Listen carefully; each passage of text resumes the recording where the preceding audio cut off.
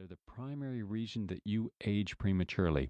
Eliminate the proliferation of free radicals, and you slow down, put the brakes on, come to a screeching halt in the aging process. And isn't that the ultimate object of most of our lives? To be able to live a normal life. No, we cannot reverse aging. We're all going to age and eventually pass over. But shouldn't we be doing it at the age of 150? Not 65, not 75, not crippled and disabled. That's what reversing the aging process naturally is about. You see, we live in an environment full of toxins. We are in a sea of toxins.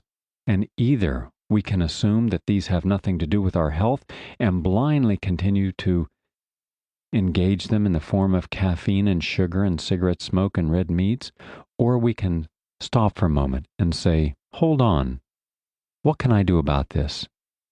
And there we look at how to stop the free radicals from generating the disease process.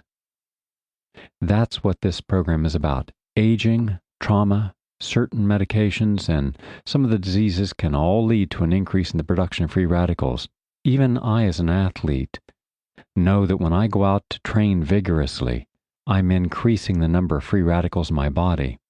By the way, a few years ago, I was asked to give Greta Weitz, the world champion Norwegian athlete and Olympian and the winner of 10 New York City marathons, some advice. She had had some problems with having diarrhea during the marathon. And of course, television being what it is, it focused right on her the whole way and it was very embarrassing. And I noticed the first thing when I was talking with her, I thought, whoa, she looks older than her chronological age. Well, she was outstandingly fit, but she was prematurely aged in her skin because she had not been taking the nutrients to compensate for the exercise process. Quite simply, all exercise creates free radicals. That in turn burdens our body. I'm not going to suggest not to exercise. I am going to suggest make sure that you're dealing with free radicals, and we will show you how to deal with that in this program. The body naturally produces free radicals as it metabolizes oxygen. The oxygen-containing radicals that result from this process are among the most reactive types of free radicals. Your body must respond to the biochemical stress created by these dangerous molecules, just as we must respond to the physiological stress brought on by just everyday living. In the battle against free radicals, the body has two types of ammunition at its disposal. First, you have what are called a group of enzymes that can scavenge free radicals and stop them, absolutely stop free radicals and stop the chain reaction.